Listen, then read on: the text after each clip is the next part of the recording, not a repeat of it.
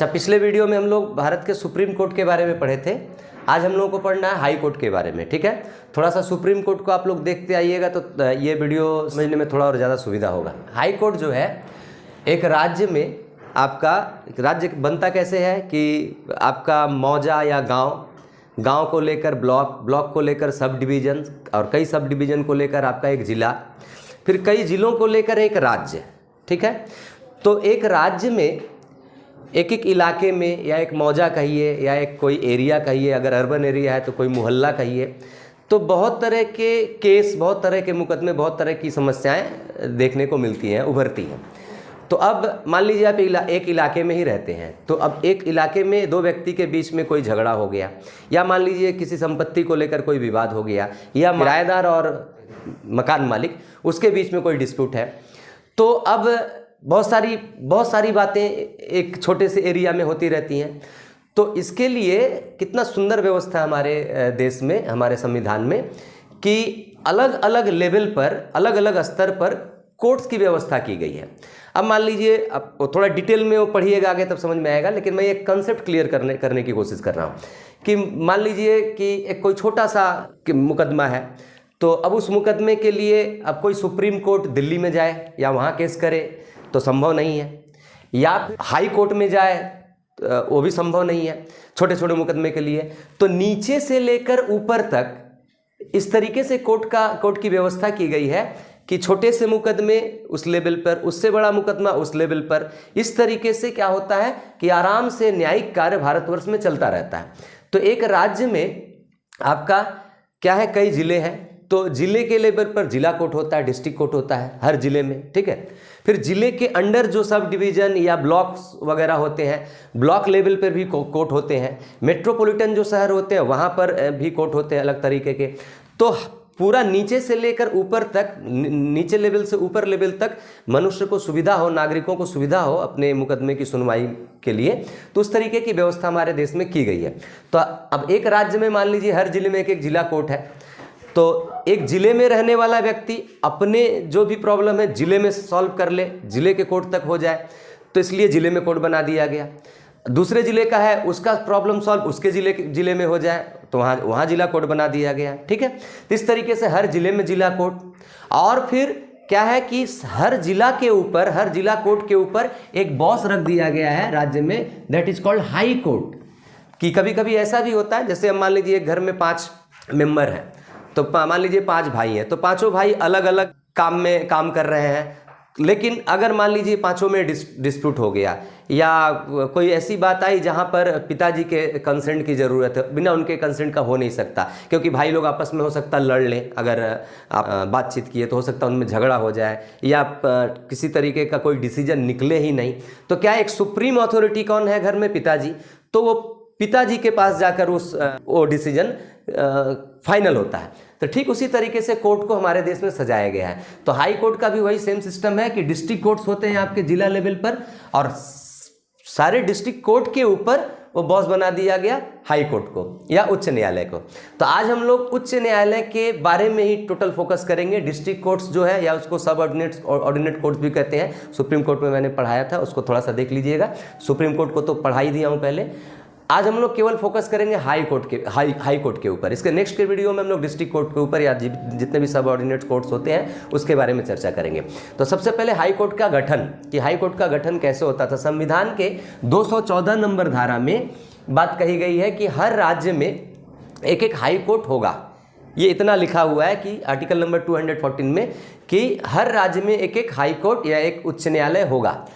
परंतु वर्तमान में भारतवर्ष में 28 राज्य हैं और 9 केंद्र शासित प्रदेश हैं। तो देखा जाए तो हर केंद्र शासित प्रदेश में एक हाई कोर्ट होना चाहिए, और 28 राज्य हैं तो 28 हाई कोर्ट होने चाहिए, लेकिन ऐसा है नहीं। भारत में भी वर्तमान में केंद्र शासित प्रदेश और राज्यों को मिलाकर टोटल 25 हाई कोर्ट ही हैं। ठीक है, तो ऐसा क्यों है? ऐसा इसलिए है कि आर्टिकल नंबर 231 के 1, जो आर्टिकल नंबर 231 का 1 है, उसमें कहा गया है कि भारत का जो संसद है, पार्लियामेंट, वो चाहे तो 2 या 2 से अधिक राज्यों के लिए, 2 या 2 से अधिक राज्यों के लिए एक हाई कोर्ट की व्यवस्था कर सकता है। अर्थात एक हाई कोर्ट को 2 राज्य या 3 राज्य शेयर कर सकते हैं, या 4 राज्य भी एक ही हाई कोर्ट को शेयर कर सकते हैं। इसलिए क्या हुआ है कि भारत के हर राज्य में हाई कोर्ट नहीं है, क्योंकि कुछ राज्य ऐसे हैं जिनका हाई कोर्ट सेम है। जैसे अब उदाहरण के तौर पर आप ले लीजिए कि जैसे गुवाहाटी हाई कोर्ट, ठीक है, असम का है ये गुवाहाटी हाई कोर्ट। तो गुवाहाटी हाई कोर्ट में आपका 4 राज्यों का हाई कोर्ट को शेयर करता है, असम, नागालैंड, मिजोरम, अरुणाचल प्रदेश। ये चारों राज्यों का हाई कोर्ट यही हाई कोर्ट है, गुवाहाटी हाई कोर्ट, ठीक है। तो इस हिसाब से 4 राज्य के लिए बस एक हाई कोर्ट, ठीक है। फिर हमारा वेस्ट बंगाल का अगर लीजिएगा, पश्चिम बंगाल का, तो पश्चिम बंगाल का हाई कोर्ट अंडमान निकोबार द्वीप समूह जो केंद्र शासित प्रदेश है उसका भी हाई कोर्ट यही शेयर करता है। मतलब अंडमान निकोबार द्वीप का भी हाई कोर्ट ये कोलकाता हाई कोर्ट ही है, पश्चिम बंगाल का भी high court Kolkata high court है। आप उसी तरीके से बॉम्बे हाई कोर्ट में चलाइए, बॉम्बे हाई कोर्ट में आपका महाराष्ट्र तो है ही, महाराष्ट्र वो जिस राज्य में हाई कोर्ट है उस राज्य का तो केस होगा ही उसमें। इसके अलावा 2 केंद्र शासित प्रदेश आपका दादर और नगर हवेली, दामन और दीव, और एक राज्य है गोवा। इन चारों का high court Bombay high court. तो इस तरीके से देखा गया है कि भारत के, हालांकि कहा गया था 214 नंबर धारा में कि हर राज्य में एक हाई कोर्ट होगा, लेकिन ऐसा हुआ नहीं। टोटल हाई कोर्ट भारतवर्ष में अभी तक कितने हैं? 25 हाई कोर्ट ही हैं, ठीक है। तो 25 हाई कोर्ट है। अब जैसे हम लोग पढ़े यहाँ पर कि जैसे गुवाहाटी हाई कोर्ट, इसमें असम, नागालैंड, मिजोरम और अरुणाचल प्रदेश, इन 4 राज्यों का हाई कोर्ट सेम है। तो अब ये प्रश्न ये उठेगा कि कोई व्यक्ति अरुणाचल में रहता है, उसको अगर हाई कोर्ट में केस करना है तो उसको आना होगा गुवाहाटी। एक समस्या वाली बात है। तो इसकी भी एक सुंदर व्यवस्था की गई है कि इन राज्यों में, अरुणाचल में, मिजोरम में, नागालैंड में, विशेष करके इनकी राजधानी में इसका बेंच बैठता है। गुवाहाटी हाई कोर्ट का बेंच बैठाया जाता है। मतलब कि किसी व्यक्ति को फिर यहाँ आने की जरूरत नहीं है। अगर अरुणाचल के व्यक्ति को हाई कोर्ट में केस करना है तो उसको गुवाहाटी आने की जरूरत नहीं है, वो अपने ही राज्य में वो उस बेंच में केस कर सकता है। तो ये भी एक सुंदर व्यवस्था है, ठीक है। तो यहाँ गठन हो गया, 214 नंबर धारा में गठन की बात कही गई कि होगा। 231 के 1 नंबर धारा में कहा गया संसद द्वारा कानून बनाकर हाई कोर्ट का गठन किया जा सकता है। उसके बाद आपका हाई कोर्ट का गठन होता कैसे है? जैसे सुप्रीम कोर्ट का गठन हम लोग पढ़े थे। कोर्ट का गठन का मतलब क्या? उसमें जितने जज हो, जजों की संख्या ही कोर्ट का गठन कहलाता है, ठीक है। कोर्ट का गठन का मतलब यही है। जैसे संसद का गठन, तो संसद का गठन मतलब क्या? संसद में सदस्यों की कुल संख्या, वही हो गया संसद का गठन। उसी तरीके से कोर्ट का गठन, हाई कोर्ट का गठन, तो हाई कोर्ट का गठन मतलब हाई कोर्ट में कुल जजों की संख्या, क्योंकि हाई कोर्ट तो कोर्ट है तो कोर्ट में जज ही होंगे सदस्य। तो हाई कोर्ट का गठन की बात कही गई है 216 नंबर धारा में। 216 नंबर धारा में कहा गया है कि एक चीफ जस्टिस, चीफ जज और कुछ अन्य जजों को लेकर एक हाई कोर्ट का गठन किया जाएगा या होगा। जैसे सुप्रीम कोर्ट में क्या था? नंबर फिक्स कर दिया गया था। जैसे मूल संविधान में क्या था सुप्रीम कोर्ट में कि एक चीफ जस्टिस और 7 अन्य जज को लेकर सुप्रीम कोर्ट का गठन होगा, और संसद समय समय पर कानून बनाकर सुप्रीम कोर्ट के जजों की संख्या बढ़ा सकती है, अर्थात निश्चित कर सकती है सुप्रीम कोर्ट के जजों की संख्या। वो कभी पहले 8 था, फिर 26 हुआ, फिर 31 हुआ, फिर अभी वर्तमान में 34 हुआ। लेकिन हाई कोर्ट में ऐसा कुछ नहीं है।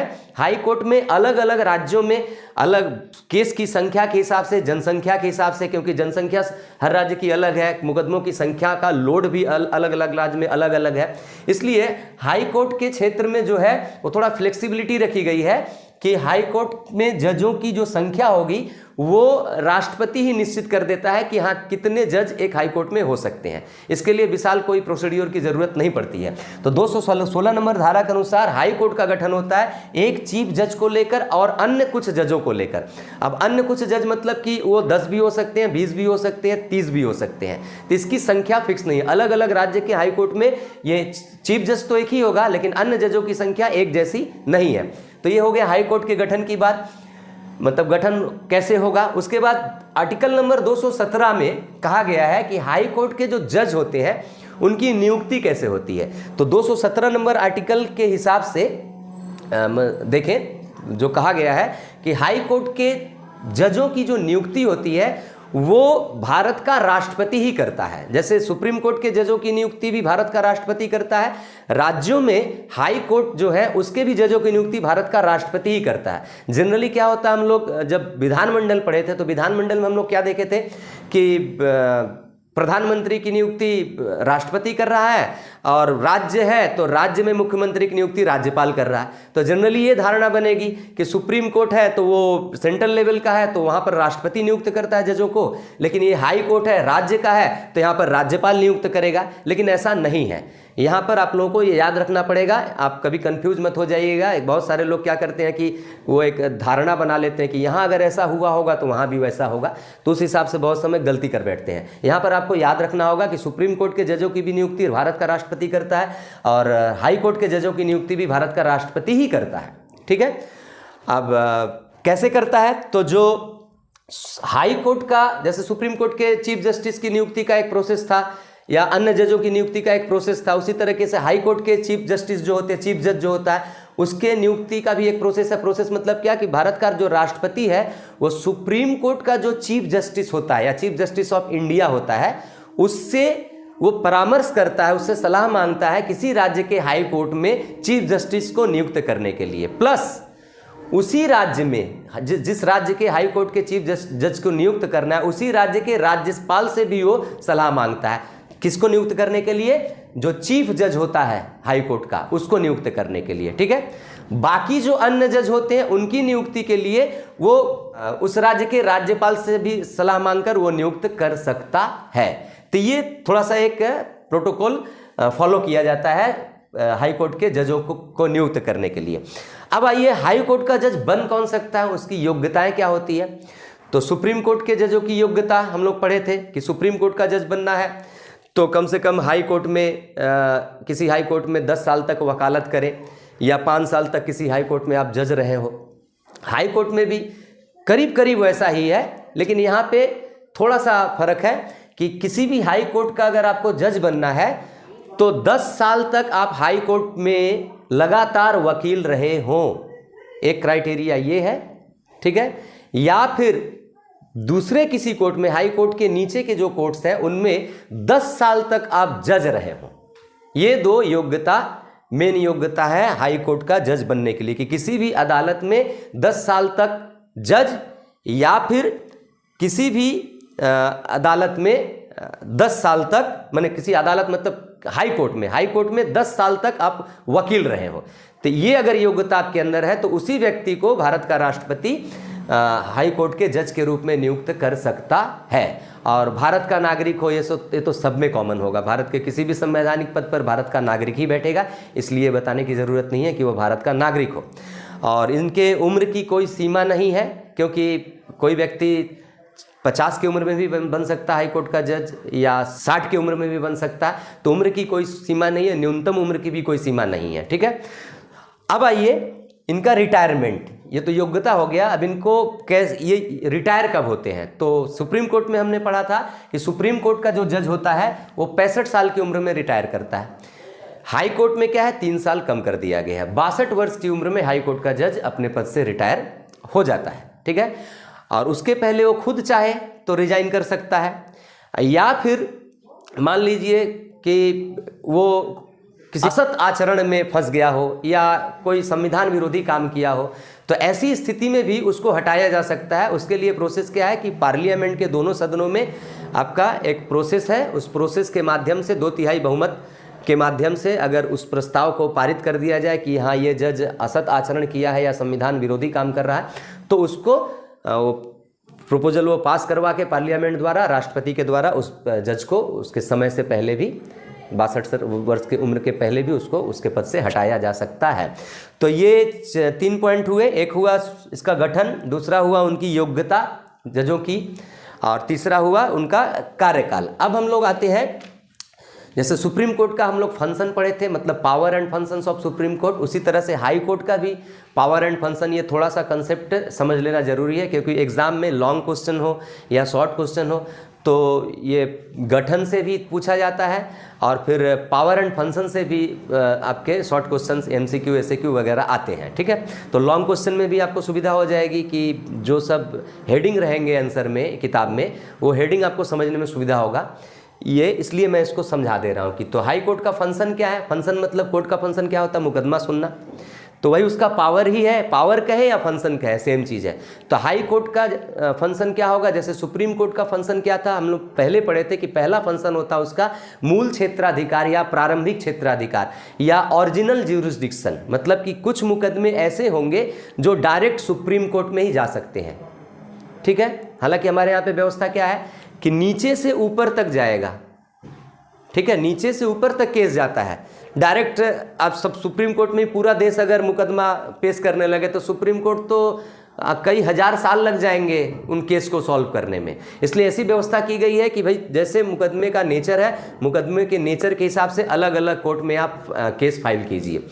तो जैसे सुप्रीम कोर्ट का मूल क्षेत्राधिकार था, पढ़ लीजिए पिछले वीडियो में, उसी तरह हाई कोर्ट का भी एक मूल क्षेत्राधिकार है। मूल क्षेत्राधिकार का मतलब क्या होता है, मूल क्षेत्राधिकार या प्रारंभिक क्षेत्राधिकार या इंग्लिश में कहते हैं ओरिजिनल ज्यूरिसडिक्शन। इसका मतलब होता है कि जो मुकदमे डायरेक्ट हाई कोर्ट में ही जाएंगे, वो किसी निचले कोर्ट में नहीं जाएंगे, उन मुकदमों को जो सुनवाई हाई कोर्ट करता है उसी को कहते हैं उसका मूल क्षेत्राधिकार। तो हाई कोर्ट के मूल क्षेत्राधिकार के अंतर्गत आता है जितने रेवेन्यू केस होते हैं इंडिया में, रेवेन्यू केस माने एक राज्य में जो रेवेन्यू केस है और राजस्व संबंधी केस वो हाई कोर्ट में डायरेक्ट जाते हैं, तो उसका मूल क्षेत्राधिकार में आता है। इसके अलावा मौलिक अधिकार, राज्य के नागरिकों का अगर मौलिक अधिकार का हनन हो रहा है, मान लीजिए कोई संस्था ही किसी राज्य के नागरिक के मौलिक अधिकार का हनन कर रही है या कोई व्यक्ति किसी व्यक्ति के मौलिक अधिकार का हनन कर रहा है, तो वो मुकदमा डायरेक्ट आपका हाई कोर्ट में ही पेश होगा, क्योंकि हाई कोर्ट के पास ही पावर है कि मूल अधिकार की रक्षा वो कर सके भारत एक राज्य के नागरिकों की।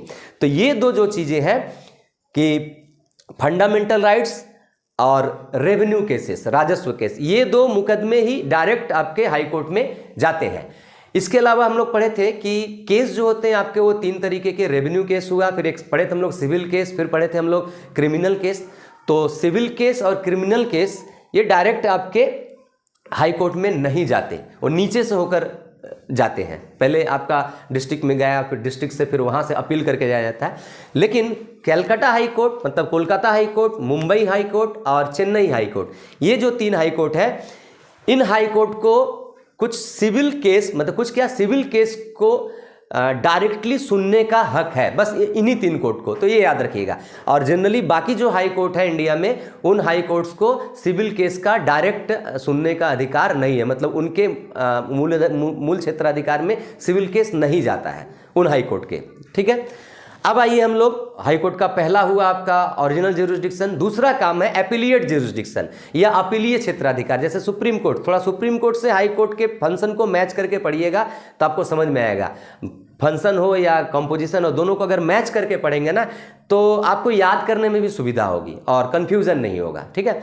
जैसे सुप्रीम कोर्ट में क्या था कि हाई कोर्ट्स में किसी मुकदमे को मुकदमे का फैसला हो गया है तो वहाँ से हम अपील कर सकते हैं सुप्रीम कोर्ट में कि मान लीजिए वो फैसला सही तरीके से नहीं आया, हाई कोर्ट ठीक, आपको लगा कि हाँ वो मुकदमा ठीक तरीके से उसकी सुनवाई नहीं हुई है, उसका फैसला सही नहीं आया, तो एक गार्जियन और ऊपर में बैठा हुआ है सुप्रीम कोर्ट, ठीक है, तो उसके पास हम अपील कर सकते हैं। वहाँ बहुत समय देखा जाता है कि जो हाई कोर्ट ने राय दी थी, सुप्रीम कोर्ट ने उस राय को बदल दिया।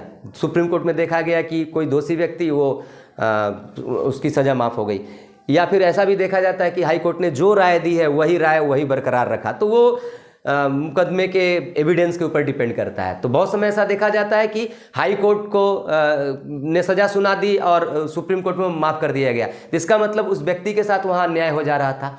तो भारत के संविधान की कितनी ड्यूटी है कि सबको न्याय मिलने का पूरा मौका मिलता है भारतवर्ष में, और एक ही बार में नहीं। देखिए बहुत सारे लोग कमेंट्स भी करते हैं हमारे इंडियन जुडिशरी के ऊपर कि इतना लंबा चौड़ा प्रोसेस है हमारी जुडिशरी में कि वो न्याय मिलते मिलते बच्चा जो है वो बूढ़ा हो जाता है, मर भी जाता है। तो ये माना जा सकता है कि हाँ लंबा चौड़ा प्रोसेस हमारे देश में चलता है, लेकिन इस बात पर भी हमें ध्यान रखना होगा कि इससे ये भी तो सुविधा होती है कि कोई ऐसा मान लीजिए व्यक्ति है जो बेचारा अन्याय नहीं किया है, लेकिन फास्ट ट्रैक होने के नाते जल्दी से फैसला सुनाना है, जल्दी से फैसला कर देना है और कहीं जाने की ज़रूरत नहीं है या कहीं अपील करने का हक नहीं है, तो इनोसेंट व्यक्ति है, निरीह व्यक्ति है, वो सजा पा जा रहा है, तो ये भी तो गलत होता है। तो न्याय का मतलब क्या होता है कि भले हजारों गुनाहगार छूट जाए लेकिन एक बेगुनाह को सजा ना हो।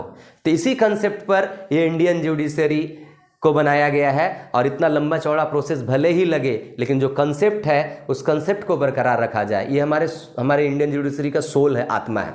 तो कमेंट्स करने वाले तो कर देते हैं, ठीक है, लेकिन ये मेरे हिसाब से बहुत सही व्यवस्था है, ठीक है।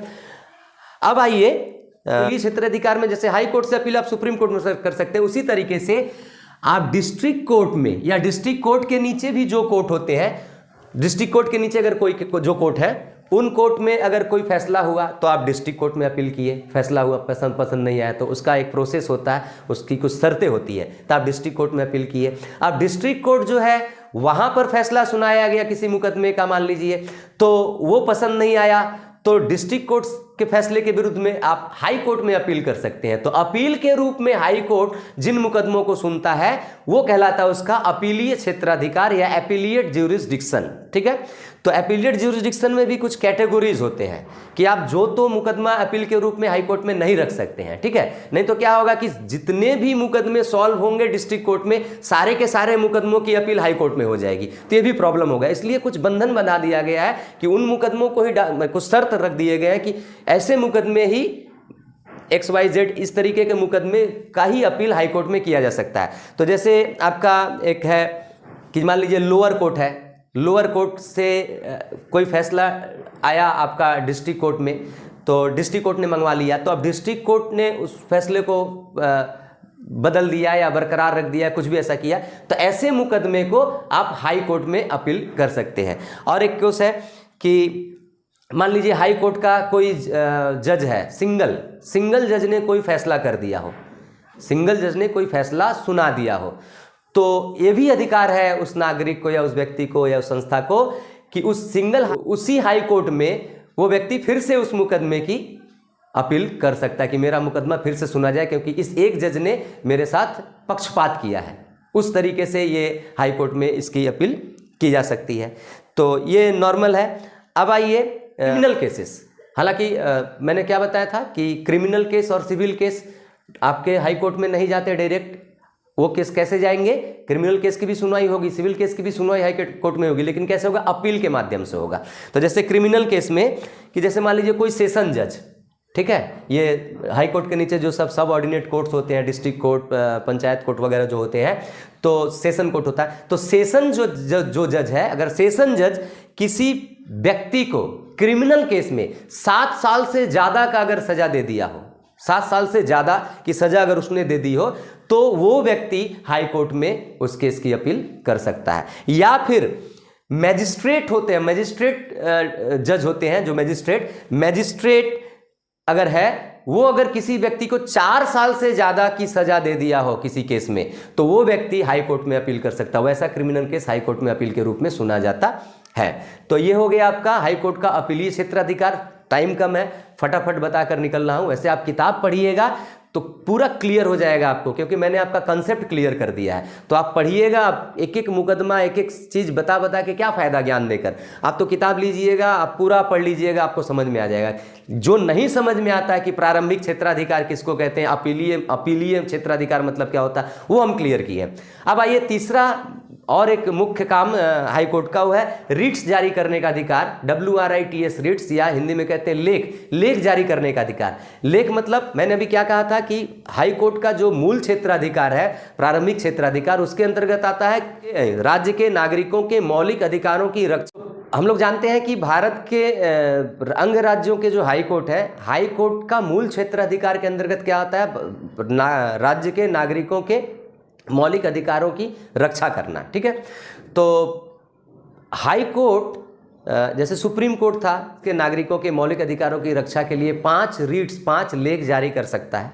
ठीक वही सेम रिट्स अंग राज्य के जो हाई कोर्ट हैं वो जारी कर सकते हैं, सॉरी, राज्य के नागरिकों के मौलिक अधिकारों की रक्षा के लिए। तो रिट्स के बारे में सुप्रीम कोर्ट में मैं बता दिया हूँ, 5 लेख होता है, मैंडामस, हेबिस कॉर्पस, क्वो वारंटो, इस तरीके के 5 रिट्स हैं।